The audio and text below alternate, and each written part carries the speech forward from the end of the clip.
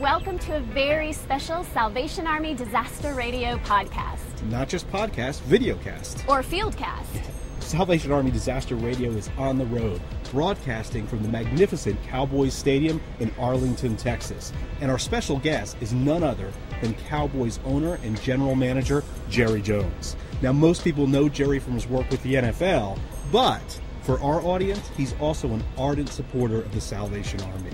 And not only are we interviewing Jerry today, we're also chatting with his daughter, Charlotte Jones Anderson, who's the Executive Vice President of Brand Management for the Cowboys, and she was very instrumental in the design of this gorgeous new stadium. She's also just become chairperson of the Salvation Army's National Advisory Board. Girl power, that's all I'm saying. Absolutely. Now, Christy, I know you're a diehard NFL fan, but let's be honest, your veins do not exactly bleed blue and gray. Your heart pumps green.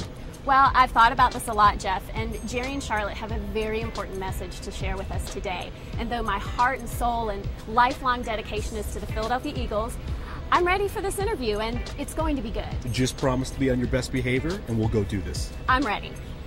Thank you so much for being here with us today. It's good to have you both on Salvation Army Disaster Radio. NFL football, Thanksgiving Day, halftime show. There are any number of charities who would love that opportunity to be part of what you do here at Cowboys Stadium. Why choose the Salvation Army? Well, you've answered your own question. It's the Salvation Army. Yeah. And they've always have been inspirational to me. But the more that I've learned, the more I see the Salvation Army in action, the more committed I am to the work that they do. It's no accident that they have 3.5 million volunteers, for instance, for the Red Kettle campaign. It's no accident that they have such a legacy of civilian support, if you will, because they just do their work so efficiently, and they're ready. We have an old saying in sports that you can practice, you can rep it, but now when the play comes, it's not going to look like it was designed to do. Yeah. The Salvation Army has the foundation, they have their legs underneath them, to use a football term, and they're ready to go, and they can get the job done quickly. And how did that relationship start between the Jones family and the Salvation Army? Well, we, like everyone, started our relationship at the local level, and we were so interested in moms that were limited because they wanted to go to school, they wanted to have a job, but truly a slave to their position.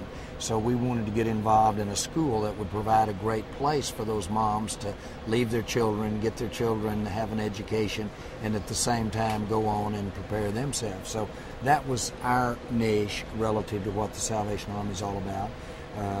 All my life, I have seen the Salvation Army at work through generations of my family of interest. Then we've had Darren Woodson, we've had Emmett Smith. The first time he ever touched a ball, a football, was through the Salvation Army. And so we've had so many different ways the Army's impacted our lives. Now, Charlotte, I know it was your idea to do an annual Cowboys kickoff for the Salvation Army Red Kettle campaign. Can you tell us when did that idea germinate, and then how did you bring it to reality? Well, we were approached, I guess it's about 14 years ago, and I was serving on another board with a fellow Salvation Army board member who happened to be the national chairman at the time. And at the conclusion of our meeting, he pulled me aside and he said, "Do you know who helps more children than any other organization in this country?" And he said, "It's the Salvation Army, and we need your help." And he recognized immediately that the Salvation Army was great at so many things of helping other people, but they weren't great at tooting their own horn and saying, "Look at us, look how good we are." And he recognized that and said, "We need help doing that. And can you take the attention and visibility of what you do in your ball game and help give us a little visibility for what the Salvation Army does?" And at that point, the idea was born to center around Thanksgiving Day. So now we're in our 14th year, and can you recall any favorite memories that you have from the kickoffs in the past? Well, we have had numerous memories. We have been sitting here when rain was dropping on our head. We have been here when it was freezing, and now we're here when it's 80 degrees.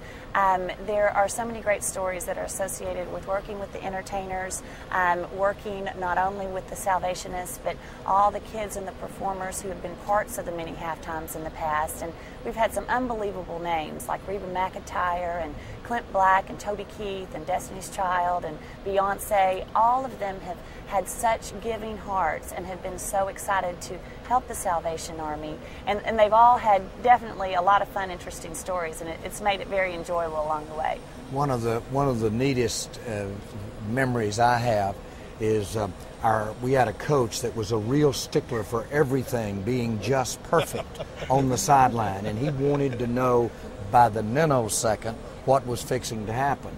Well, Charlotte, through her direction, had the stage clearing as the team entered the field for the second half of the ball game. And we had a high structural stage. Well, all of a sudden, someone took a fall, landed right in the front of our coach, and the coach, startled, looked up, and they were hollering, "Man down, man down, man down." You should have seen how rattled he was as he tried to get that team out on the football field. And he looked around and what's going on, and I looked down at Charlotte, and she goes, like it's live. Tell us a little bit, because you've had some fabulous musical guests, and you've got to build that show along with all the pageantry, but yet get that Salvation Army message across. How do you all put that together? Well, I'll tell you what, it's interesting. First of all, we need an entertainer that really wants to participate. And now we have gained so much credibility that this has become such a tradition that it is second only to the Super Bowl in terms of performances by celebrities. I mean, this is really a sought-after show to be a part of. So now we have them calling us. Before, we were dialing for dollars, as you would say, trying to find that right celebrity to fit. And I think once we landed on a celebrity that was willing to commit the time and the effort and the energy to promote the Army and to do the halftime, you know, you begin there, and then you start with selecting the songs, and then you kind of build the show and everything around that, with, of course, the focus being on how do we recognize the Army.